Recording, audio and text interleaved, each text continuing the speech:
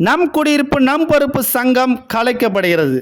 புதிய நிர்வாகிகள் தேர்ந்தெடுப்பதற்கான தேர்தல் தேதி அறிவிப்பு. நம் குடியிருப்பு நம் பொறுப்பு திட்டத்தை கலைப்பதற்கான காரணத்தை கூறிய நம் குடியிருப்பு நம் பொறுப்பு நிர்வாகிகள்.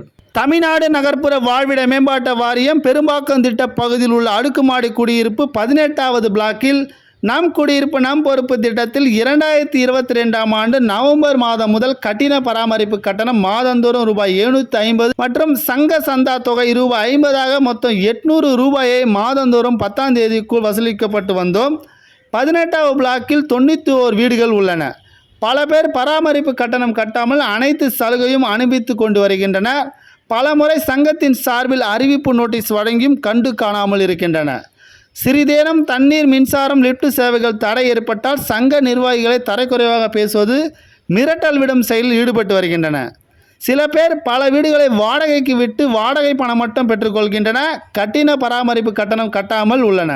வாடகைக்கு உள்ளவர் குறைகள் ஏதேனும் ஏற்பட்டால் சங்கத்தை அணுகி உடனடியாக நிவர்த்தி செய்யுமாறு கேட்டுக்கொள்கின்றன. தற்போது சங்கத்தில் நிதி இல்லாமல் கட்டிட பராமரிப்பு பணிகள் செய்யும் ஊழியர்களுக்கு ஊதியம் வழங்குவதற்கும் தேவைப்படும் பராமரிப்பு பொருட்கள் வாங்குவதற்கும் நிதி இல்லாத காரணத்தினால் பராமரிப்பு பணிகளை மேற்கொள்வது தொய்வு ஏற்படுகின்றன. 18வது பிளாக் கட்டிட பராமரிப்பு கட்டணம் தவறாமல் கட்டுபவர்களுக்கு சேவை செய்வதா அல்லது பராமரிப்பு கட்டணம் கட்டாமல் மிரட்டுபவர்களுக்கு பணிந்து காலம் முழுவதும் இலவசமாக சேவைகள் வழங்குவதா?